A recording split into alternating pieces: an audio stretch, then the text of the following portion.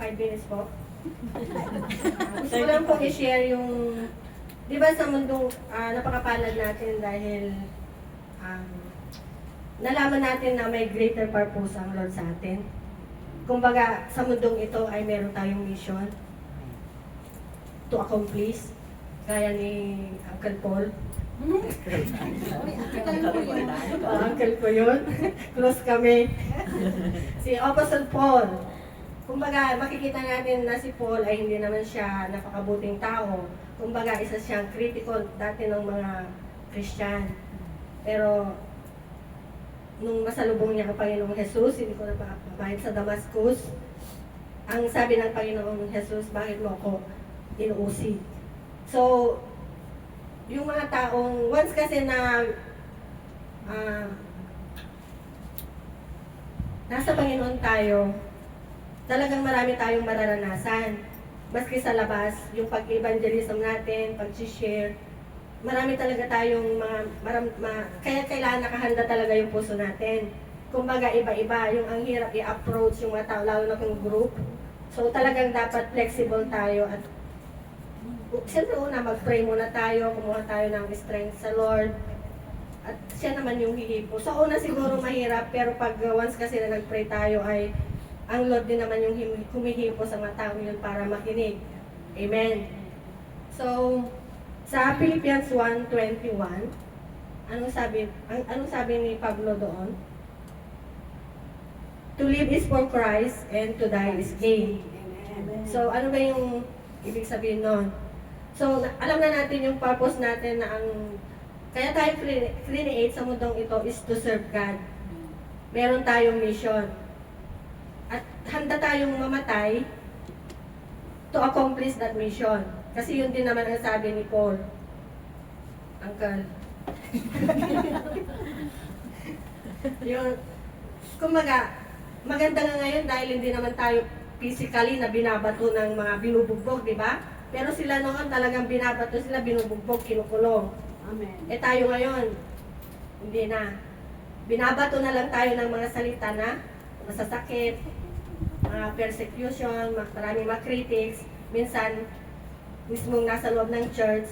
Kasi hindi naman na nagsasabing Christian sila ay followers of Christ.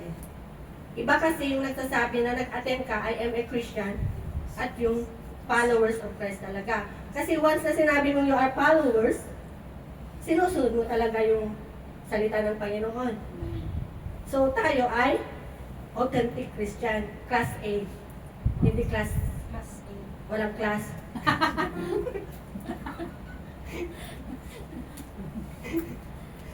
Pero tayo lang, pero sorry. Hindi talaga nawawala yung... Ano kasi si Paul noon, yung medyo siyempre tao lang din siya. Kaya para bang mas gusto na lang niyang mamatay para makapiling niya na niya ang Panginoong Jesus. So tayo din naman may time na ganun, di ba? Kasi alam din naman natin yung ang buhay sa mundong ito ay temporary lang. Na meron tayong everlasting life na talagang forever na yun kasama ang Panginoong Jesus. Pero siyempre, alam din natin na hindi pa tayo pwedeng. Gusto pa natin ng mahabang buhay kasi hindi pa natin tapos yung ating mission. So, saan man tayo naroon, sa trabaho man, sa bahay man, saan man, Pilipinas, Hong Kong, dala-dala natin yung ganun. Yung makikita sa buhay natin that we are a true followers of Christ. Hindi lang yung sinasabi mong you are Christian, pero no class. So alam na, sa Matthew 16:26, ano yung sabi doon? Memoradong na natin mga yun, di ba? Kasi once we are ready to para humayo, alam natin yung mga verses na gano'n. Parang meron tayong wisdom. So paano kasi maniniwala yung mga sinesharean natin kung mas marunong naman sila sa atin? Wala naman tayong masabing verses na para, ito kasi yung sandata natin eh. Mga weapon natin, the words of God. Oh, basahin natin. What good will it be for a man if he gains the whole world, yet forfeits his soul? Or what can a man give in exchange for his soul? So ano bang silbi yung makamtam naman natin ang buong mundo? Yung mga kayamanan, bahay. Maraming tao yung nagsasabi, makapagpabahay na lang ako, masaya na ako. Mapag-aral ko lang yung mga anak ko, masaya na ako. Pero sapat ba yun? We cannot put on security sa mga kayamanan, di ba? We cannot put our security sa tao. Mawawala mo yun, it's not permanent. Asawa, anak, tayo mismo, no certainty. Pero meron tayong certainty sa Panginoon. So we need to go beyond. We need to know our purpose and go beyond. The Great Commission. Go. Pag sinabi ng Panginoon na go, go. Go and make disciples of all the nations, baptizing them in the name of the Father and of the Son and the Holy Spirit. And teach them to obey what I have commanded you, and I will be with you till the very end. So, alam natin yon. Amen. Sa Matthew 28, verse 19 to 20. So, I encourage na lahat tayo, bago tayo humayo, ay alam natin yung mga verses na yan. Amen? So, go beyond. Hindi pwedeng dito lang tayo sa mga comfort zone. Hindi lang naman yung comfortable na lugar ang sinasabi dito. Marami tayong masasabing na comfort zone, we are so comfortable sa buhay natin na ayaw na natin sumubok ng ibang bagay. Ayaw natin magbigay, ayaw natin ibigay yung tithes natin, dahil ayaw natin mawalan. O sabi nyo, napunta sa tithes.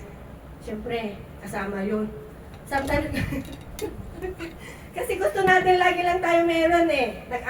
We cannot increase our faith. Yun ang comfort zone natin. Ayaw natin pakawalan. Lagi naman sinasabi, magkano lang yung 10%. Sa atin pa rin yung 90%. Amen? Sige, dyan muna ako. It's not for But, hindi Rowi, ba't kayo? Masulurin ako eh. Ganun ba yun? 7 minutes na sa kanya eh. More than 7 minutes. Hallelujah. May kudigo ako sa kanya. Time starts now. O tayo start now. Hallelujah. Good morning. Maligayang, ano ba maligayang? Wednesday. Happy birthday. Ano ba ngayon? Holiday natin. Praise God. At nakapunta tayo dito, ano? Hallelujah. So, we are blessed kasi nandito tayo ngayon bulay-bulay sa salita ng Panginoon. So, ang isi-share ko is sa Luke 22 verses 42 to 44. So, mayroon po tayo dyan. Luke 22 verse 42 to 44. So, 5 minutes lang daw, kaya tapos na, naubos na. Ay, hindi ka pa nag-start. Paglalakad mo, susunod na daw. Sabi na dito, sahin po natin, Father, if you are willing, take this cup from me, yet not my will, but yours be done. And an angel from heaven appeared to him and strengthened him. And being in anguish, he prayed more earnestly, and his sweat was like drops of blood falling to the ground. Hallelujah. So minsan tayo, nagpe-pray din tayo na Lord, punin mo na yung kahirapan ko, yung pasakit ko. Di ba ganun tayo minsan nagpe-pray? Lord, kunin mo na itong paghihirap ko. Sakit na masyado. Hindi ko na kaya. Si Lord, ganun din ang nangyari sa kay Jesus. Kasi alam ni Lord, kahit na alam niya na kung anong mangyayari sa kanya, pero sinabi niya pa rin siya na ang Diyos, di ba? Siya na ang anak ng Diyos. Siya si God. Pero nagsabi pa rin siya sa Ama na if you willing, kunin mo tong paghihirap ko. But, ano sabi niya? Yours be done. Sabi niya, Tayo minsan, Lord, kunin mo na to, hindi ko na gusto to. Nagsasabi ba tayo, let your will be done, Lord, yung kagustuhan mo, hindi yung kagustuhan ko. Pero minsan, ano sinasabi natin, Lord, gusto kong kunin mo na to. Kasi masakit na pagod na ako. Lord, kunin mo na tong utang ko. Kasi hindi ko na mabayaran. Hindi mo yun. Gusto mo lang yun eh. Amen? So, mga pastor tayo, mga believers tayo, sana kung mag-pray tayo, let your will be done.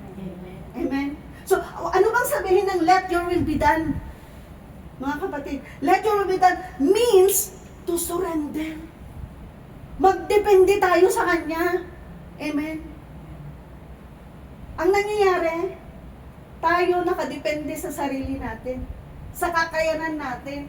Amen? Kaya ko pa to, okay lang ako. Lord, dyan ka muna, kaya ko pa to. Pero pag nabagsak na tayo, Lord, bakit mo ako pinabayaan? Bakit ganito nangyari sa akin? Nagtatates naman ako. Lagi ako sa simbahan. Kasi inuna mo sarili mo. Tapos sasabihin natin, minsan gusto natin, Lord, I surrender to you. Pero yung gusto mo pa rin yung masunod. Gusto pa rin natin yung masunod. Let your will be done, Lord. Sinasabi natin, let your will be done, Lord, sa buhay ko. Pero pag sinabi, punta tayo doon sa church. May birthdayhan doon. Doon muna ako. Ang tagal ko nang hindi nakaligo sa dagat. Maligo muna kami ng mga kabarkats ko. May barbecue kasi doon. Amen? So let your will be done, sabi niya. Hindi yung kagustuhan natin. Pero tayo mag-pray tayo, Lord, pahingin ganito. Gusto lang natin tumanggap. Hallelujah. Amen? Tama o tama? Gusto lang natin atin. Akin, akin, akin. Tapos makarinig ka, mag-share pa tayo sa Facebook. Let your will be done. Hallelujah. Amen? Aray ko. Amen. Amen. Nagpe-pray tayo. Pero ang gusto natin, yung gusto nating matupad. Hindi kay Lord. Sana this time, gusto ko, yun ang gawin natin. Amen po ba? Hindi lang sa salita. Gawin natin bilang Kristiyano, bilang tagapananampalataya ng Panginoon. Amen? Let your will be done. To surrender. Na marunong tayo magsabi na, Lord, sa'yo to. Sa'yo to, sa'yo to. Itong utang ko sa'yo to, Lord, hindi to akin. Ikaw magbayad niyan, Lord. Diba? Sa'yo to, Lord. Hindi to akin. Yung mga ministry natin, sa Yunlong, sa Chunwan, sa Maunshan, Lord, sa'yo yan. Hindi tayo ma-stress, mga pastor. Bigay natin sa Lord lahat. Amen. Ibigay sa Lord. Lord, sa'yo to. Kahit na masakit, pero sabi nga sa next verse, sabi niya dan, an angel appeared from heaven, appeared to him and strengthened him. So kung i-surrender natin lahat sa Kanya, magpapakita. The Lord give you wisdom kung anong gagawin natin. So ibigay natin lahat kay Lord. Yung sakit na mayroon, sino man may sakit, ibigay natin sa Lord. Yung business mo na hindi pa lumago, ibigay mo sa Lord. Eh siguro hindi na lumalago kasi wala si Lord. Sa'yo pa yan. Ibigay mo sa Lord. Kasi sa lahat ng naniniwala sa Panginoon, hindi niya pinababayaan. Wala kang nakita sa Bible na lumapit sa Panginoon na pinabayaan niya. Wala. Si David, di ba? Nakadepende si David sa kanyang Panginoon, sa Diyos. Napakabata niya, lumaban siya. Anong lakas ni David para lumaban kay Goliath? Wala, di ba? So nakadepende niya sa Panginoon. O tayo magdepende tayo sa Panginoon at ipapakita niya ang kanyang kapangyarihan. Amen. Ano pa? Palalakasin ka niya. Hallelujah. Palalakasin tayo. Minsan nanghihina tayo. Pag nag-pray tayo, Lord, bigla kang lalakas. Amen. Pagod na pagod tayo sa amo natin sa trabaho. Pero pag naglumuhod ka na, wow, kahit walang tulog. Masaya, blooming na blooming pa rin. Amen. Nakangiti pa rin sa amo. Amen. Bakit? Kasi makapangyarihan ng Diyos. Number 3. Sa sunod na verse. 44. 44 yun. Hindi po ate, sa 44 lang. Andun na yan. And being in anguish, he prayed more earnestly in his sweat like drop of blood falling to the ground. Hindi lang basta, dugo yun, dugo talaga yun. Hindi lang parang, kundi dugo yung napatak sa lupa, pawis ng Lord. Minsan siguro hindi pawis sa atin lumalabas na mukhang parang dugo, pero yung luha mo, mababago ang buhay natin. When we come to the Lord and earnestly pray. Amen. Pray more. Hindi lang basta mag-pray tayo. Let your will be done, Lord. Surrender it all to God. May mangyayari sa buhay natin, kapatid. Amen. May mangyayari, may magbabago. Sapagkat ang naniniwala ng palataya sa Panginoon, there is transformation. Amen. Hallelujah. Yun lang po. 10 minutes more than it. Mahaba, no? May utang ka. Hallelujah, praise the Lord. Good morning po. Hirap naman po tuloy. Praise God. Hallelujah. Ang ating pag-uusapan sa monthling panahon na ito ay patungkol po sa buhay natin pagkatapos ng buhay na ito. Ang ating susing talata ay matagpuan po sa 1 Corinthians 15:19. Ang kanyang sinasaad po doon ay, pakilagay nga po, Pastora, baka mamali ako. Kung ang pag-asa natin kay Kristo ay para lamang sa mundong ito, tayo ang pinakakawawa sa lahat ng tao. Amen? Hallelujah. Kasi pagkatapos ng buhay na ito, may buhay talagang na naghihintay sa atin. At kung tayo nagpatuloy sa paglilingkod at tinanggap natin ang Panginoon bilang sariling Diyos at tagapagligtas, at yan ang pinakamahalaga, tayong lahat ay magkikita sa langit na bayan at sasabihin niya sa atin, well done, good and faithful servant. Amen? Hallelujah. Kaya kung ating aaralin ang Biblia, marami pong mga paalala talaga na dapat nating lakaran. Pero isa lang po yung aking napili doon po sa 4:14 ng Santiago. Ang sabi niya po doon, hallelujah, ang buhay ng tao, pakilagay nga Pastora, James 4:14. Sabi niya doon, ang buhay ng tao ay parang usok sa pagdaka at sa pagdakay nawawala. Kaya wag na natin sayangin ang buhay na ito. Kaya nga tayo ay mga Kristiyanong sundalo, mga ambasador ni Kristo, para hindi tayo nahihiya. Hallelujah. Kaya pinagpala ang lahat ng mga taga-JCTV dahil nawala na yung hiya. Hindi na tayo natatakot kasi ang nasa puso natin, sayang. Kausap mo lang ngayon, mamaya wala na pala. Ang mahalaga, bago siya lumisan, yung lalo sa ating mga mahal sa buhay, pinatanggap natin, nagsisi na sila at nagbalik loob sa Diyos. At yan yung pinakamahalaga. Baliwala lahat ang kagandahan natin, baliwala lahat ng yan. Amen? Ang kayamanan natin, iiwanan natin lahat ng yan.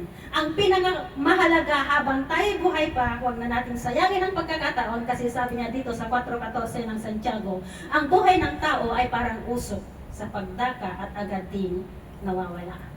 Kaya salamat po sa bawat isa. Pagsundo natin sa school, kumusta na po kayo? Mayroon ba kayong ina-attendan ng church? Hindi tayo nagsasawa. Kasi ito ang gusto ng Panginoon. Amen. For our labor is not in vain. May 2 minutes pa yata. Yata kasi magsalita ako. Amen. Hallelujah. Ayun po. Kaya tayo pinadala sa mga part. Glory to God sa mga anointed na mga pastors and leaders. There is unity talaga. Join together. Hindi, kapag ang Panginoon talaga ay naitaas sa ating mga buhay, siya na yung nagpapadala. Kasi pare-parehas yung puso natin na ang wala tayong ibang tinataas kundi ang Panginoong Jesus. Amen? na kapag lumapit tayo sa mga kapatid, sa mga friends natin, sa mga park, kahit hindi friend, sabi nga ng aking alaga, why all you will see are your friend? Why? Because you keep smiling. Yes, they are all friends. Amen? Kaya lahat yata ay mga kaibigan ko daw. Amen? Hindi nawawala yung pagngiti kasi yun siguro yung bigay ng Lord na para makapala. Kasi kung ngumiti ako at ngumiti siya sa akin, lumalakas yung aking faith at lumalapit ako at napapalakas din napapatatag yung aking damdamin. Kaya huwag natin sayangin ang mga pagkakataon. Saan man tayo dalhin ng Panginoon, isang araw magkahiwa-hiwalay tayo, uwi tayo, huwag natin sayangin. Unahin natin ang ating mga pamilya, patanggapin natin. Hindi mahalaga kung anong religion, kasi ang religion yan, sabi nga ni Pastor Lerma kanina, iiwanan natin yan sa daigdig na ito. Ang pinakamahalaga ay ang tunay na relasyon. Yan ay walang iba kundi ang ating Panginoon na nagsabing, ako lamang ang daan, katotohanan at ang buhay, at walang sino mang makarating sa Ama, liban sa pamamagitan niya. Hindi sa mga ginagawa natin, kundi sa natapos na gawa ng Panginoon sa krus ng Kalbaryo. At magandang hapon po.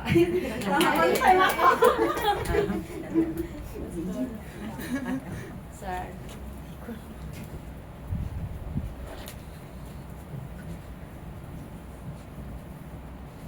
Magandang tanghali po sa atin lahat. Kagabi ng Glory. Ang isi-share ko ay makikita po sa 2 Corinthians chapter 5 verse 17. Alam po natin ito lahat. If anyone be in Christ is a new creation, the old has gone and the new has come. Di ba po, tinanggap na natin lahat ang Panginoong Hesukristo bilang Diyos at tagapagligtas po natin. Pero may mga iba na Kristiyano na natatawag, pero yung ugali nandun pa rin. Nandun pa rin yung dati. Kumbaga, pag nagkaroon na tayo ng relasyon kay Lord, mababago tayo unti-unti. Hindi naman yan one click na mababago agad-agad. Unti-unti tayong tinuturuan ng Panginoon kung paano mamuhay bilang isang Kristiyano na sumusunod sa Kanya. Amen po. Nandoon po yung GMRC, Good Morals and Right Conduct, di ba? Na hindi po yun nawawala sa atin bilang Kristiyano. Kasi ang mga unbeliever sa mundo, tayo yung tinitignan. Lalo na pag nagkamali tayo, lalo na sa ating pananalita, ayan ba ang Kristiyano? So, we need to change our language, we need to change our action, we need to change our thoughts. Yan ang Kristiyano na tumanggap sa Panginoong Hesukristo. Para hindi tayo mabulaanan ng mga tao sa sanlibutan na yung mga hindi pa nakatanggap sa Panginoon para makasolwin tayo sa kanila. So, yun po yung isang salita ng Panginoon na nakakapag-encourage sa akin na yun yung, kasi maraming mga Kristiyano na observe na ganun pa rin yung mga ugali nila. Hindi, walang pagbabago, pati rin sa pananampalataya nila, nandun yung negative agad ang iisipin.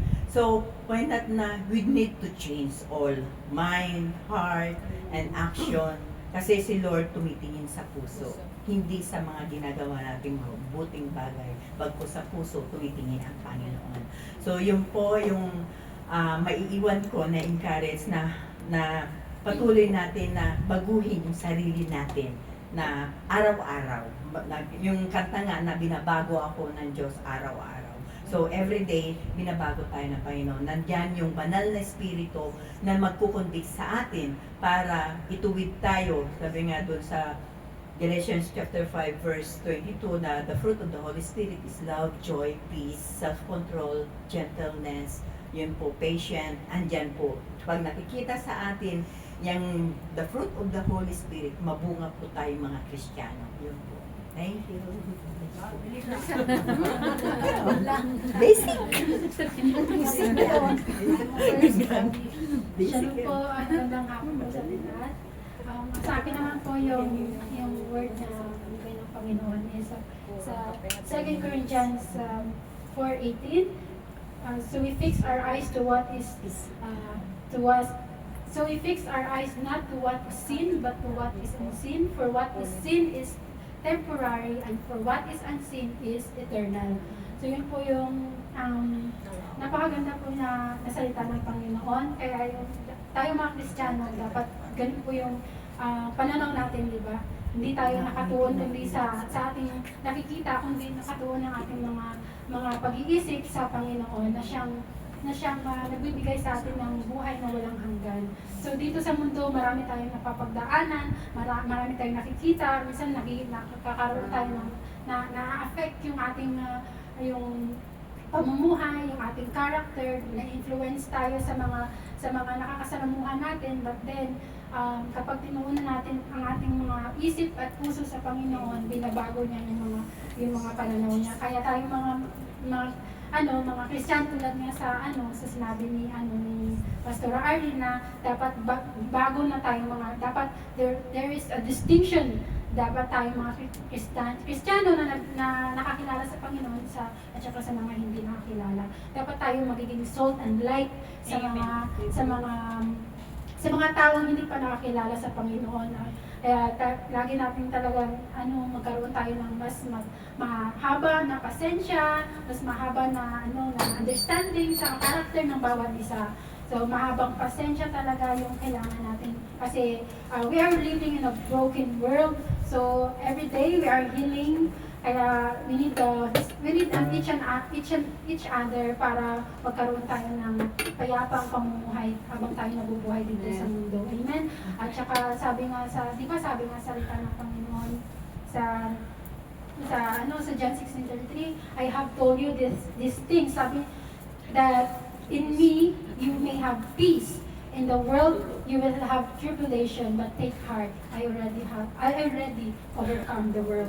So marami tayong napapagdaanan, marami tayong nakikita ngayon, tulad nga ngayon may lindol, maraming namamatay, nagiging martyr sa pananampalataya, but then take heart, focus on our eyes on our heart to Jesus Christ, and at magkakaroon tayo ng payapa, hindi tayo masyadong worried, nagkakaroon ng anxiety, ano ba nangyayari sa mundo, and we need to be more informed sa ating Bible. Kaya atin tayo na nabibigla sa nangyayari ngayon. Kasi kapag wala tayong alam sa nangyayari ngayon, talagang magkakaroon tayo ng anxiety. Kasi natatakot tayo. Yun ay gawa ng kaaway. But then if you know already your Bible, hindi na tayo nagugulat. Amen? So yun lang po, at yun lang po encourage ko ngayon sa inyo. Amen. Glory to God. Hallelujah! Praise the Lord! Ang share ko lang kasi nandun na lahat yung kanilang katuruan is about the Lord's Prayer, di ba? Lahat tayo ay nananalangin the Lord's Prayer. Alam ba natin talaga ano ba yung talagang buod ng the Lord's Prayer? Amen. Unang-una, Our Father who art in heaven. Hindi lang pinapakita dito na ang Diyos ay holy, siya ay majestic, siya rin ay isang personal natin na Ama. Amen. Pero sabihin mo na aking Ama, nagkaroon ito, ibig sabihin meron tayong relasyon sa Ama. Kaya sinasabi na Our Father. Paano masasabi na Our Father kung wala kang relasyon sa Ama? Nakatulad sa sinabi sa John 1:12, sabi niya, sa lahat ng mga tumanggap at nanampalataya sa pangalan ng ating Panginoong Yesus ay sila lamang ang may karapatan na sasabihin na anak ng Diyos. Amen. So, meron relasyon. Our Father who art in heaven, hallowed be thy name. Kailangan, pag alam na natin na siya ay Ama, siyempre pag Ama, nire-respeto natin siya. We have to honor Him, we have to worship Him. Amen. So, naintindihan na natin sa isang Our Father who art in heaven, hallowed be thy name. Your kingdom come, your will be done. Tama yung sinabi niya, di ba yung mga katuruan andun na lahat? Your kingdom come, ina-acknowledge natin na ang kingdom ng Lord ay nasa sa ating puso. The presence of God in our lives, that is the kingdom come. Na isa sa pamuhay natin, ang kalooban ng Diyos, ang ibig sabihin, tinanggap natin ang ating Panginoong Yesus sa puso natin, yun na yung sinasabi na, your kingdom come. And then, pag tayo ay tinanggap natin, isa pa, puso natin, andun na yung, your will be done. Ang lahat ng kalooban ng Diyos, ang ginagawa natin. Amen. Hindi na yung, ano ba yung kalooban ng Diyos? Kailangan, we have to obey, you have the humility. Amen. So magiging obedient tayo kung anong iniutos ng Panginoon sa atin. Kaya sinasabi, your will be done. Ano man mga plano natin, di ba? Ang dami nating plano, pero ang sino ba, ano yan ang susunod? Yung kalooban ng Diyos. Kaya ngayong halimbawa ako ay matanda na, pero sabi ko, your kingdom, your will be done, O Lord. Hindi ako magpaplano kung ano ang nais mo, ito ang mangyayari. Amen. So lahat tayo nandito, it's the Lord's will be done in our lives. Your will be done. And give us this day our daily bread. Ibig sabihin, doon tayo, andun yung trust natin. Ibig sabihin, pina-entrust natin lahat sa Panginoon, ang lahat ng mga bagay, hindi lang sa spiritual, hindi lang sa physical na pangailangan natin, lahat na spiritual. Amen. Kaya nga sabi niya din, give us this day our daily bread. Kaya nanghihingin, and doon yung trust the Lord with all your heart and lean not in our own understanding sa Proverbs 3 verse 5. Amen. And then, forgive us our sins as we forgive those who sins against us. Pag hindi tayo sa verse 13 ng Matthew 6 pala yun, Matthew 6, 9 verse pero iniano pa yung mga words na lang sinasabi ko. Yung sa 13, pag makita natin doon, yung sabi niya doon, pag hindi tayo nagpapatawad, ang Diyos din ay hindi tayo pinapatawad. Kasi paano tayo patatawarin ng Diyos mismo sa atin na sabi nga, pag yung tao nakikita mo, hindi mo pinapatawad, how much more sa Diyos, di ba? Na hindi natin nakikita. So kailangan, forgive us our sins as we forgive those who sins against us. So kailangan, magpatawad tayo. Amen. Ano siya sunod? Lead us not to temptation. Yung, lahat naman tayo ay may temptation katulad ng ating Panginoong Yesus, di ba? Na-tempt din siya. Pero ano gagamitin natin kapag tayo ay na-tempt? Kailangan the Word of God. We have to, it is a weapon para yung temptation na yun ay malabanan natin. Kasi lahat naman tayo na nakakaranas ng temptasyon. Pero kailangan lang tibay ng loob at guidance ng ating Panginoon. Amen. Amen. Pagkatapos, di ba sa una, yung sa Our Father in Heaven, parang we are to worship Him. Pagkatapos, after, sabi to thine is the kingdom, the power, the glory. So, binabalik pa rin natin ang kapurihan sa Diyos pag yung lahat ng mga ito sa prayer natin, di ba? Sa prayer, actually, the acts of prayer, yung ACAT, yan doon na yung adoration, confession, thanksgiving, and supplication. Yun yung sinasabi, supplication, yung humihingi tayo sa Panginoon kung ano ang nais natin. But that, yun pa rin sa sunod, let the will of God be done. Amen! Naintindihan natin. Praise the Lord, to God be the glory. Nandun na yung buod ng kanilang katuruan kasi pag tayo ay binago ng Diyos katulad sa 2 Corinthians 5:17, di ba? Pag tayo, if we are, we are a new creation na, bago na tayo, wala na yung dati, kung tayo ay masungit, hindi na, wala nang sungit, di ba? Kung tayo ay laging, sensitive, wala nang sensitive kasi new na tayo. We have the distinction for those who are not serve the Lord and to those who are served God. Amen. To God be the glory. Thank you. Hallelujah. Yan po. Tayo ay nakakarinig ng salita ng Diyos. Meron pa rin tayong offering and ito po. Yan lang po. To God be the glory.